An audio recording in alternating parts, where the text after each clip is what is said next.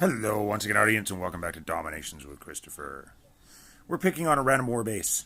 I wanted to go over with you folks some of the fallacies in a war base, along with a 3-year-old. We needed to share the 3-year-old playing in his tent. So, I look at a lot of these bases, and I really do wonder the logic behind some of the decisions. And let's ignore the level of the defensive buildings themselves. Let's ignore that and simply look at the design factors of this base in order to possibly or hopefully help you to not make the same decisions. Or mistakes, as it were. Starting first off, the goal here of your base is to protect your town center. In order to protect your town center, you need to keep your town center more than 5 spaces away from the outside wall. Otherwise, you're negating the purpose of even having a wall. Short that, there are some exceptions, and the exceptions being obviously if it's very obviously trappy. But what I am referring to is that any one of these buildings is a distance of 3, walls being 1, and the range of your siege units, your mortar or your bombards, cannons, artillery, are all going to be 5. If you're British, then your shooters will do a range of 5, but everybody has those siege type units that have a range of 5 on them. Rally points. If you can rally underneath a destroyed building, wow, that's a horrible line, then you are much better off. You're not going to fall on top of any sort of traps at that point.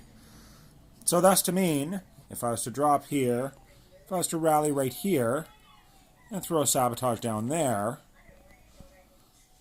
let's go drop 1, sab 2, rally 3, my siege units will actually take out that town center. This will be disabled, thus gaining me the quick victory. There's your 2 stars. That's the first thing that you want to prevent somebody from being able to do. The next note. Let's try and zoom out here. Maybe. The next note is walls and segregation of compartments. You want to place your walls in such a manner that people don't want to go behind that wall, or it appears to be precarious to be behind that wall. People don't have to actually go behind your walls in order to destroy these buildings. And what I'm referring to is all of these little tiny compartments that you see here. That line is really big. So these walls right here are all kind of pointless because your siege units, your shooters, are all going to be able to knock all of these off throughout all of this base. There's not any part of or component of this base that actually requires, short, I think, this one little building here. That's the only reason that somebody would have to actually go behind this wall or break a wall in order to destroy these. You would be better off using and making it precarious, leaving holes or gaps in behind your walls by leaving these 2 in a compartment, let's say. Let's see, what else is there? So don't do that. Your road network. This gentleman or lady obviously understands the concept of a road network, but you're better off keeping your roads, 1 attached here, woohoo, 1 attached to your town center, but keep your roads away from the walls. And he's done a good job of it back here, but he hasn't followed that concept along. He would be better off having his road network away from the walls out there. The reason I say that is because you're then able to attach 2 buildings per 1 road.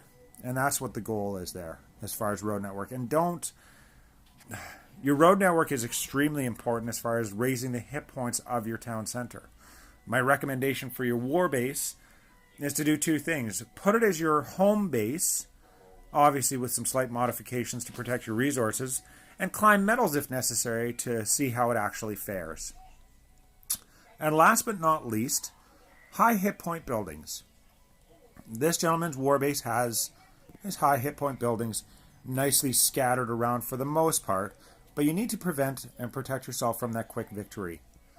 Thus to mean these high hit point buildings, the vault's included in that, and after the gunpowder age, enlightened and beyond, the oil refinery is probably one of I think it is the highest hit point building short your town center.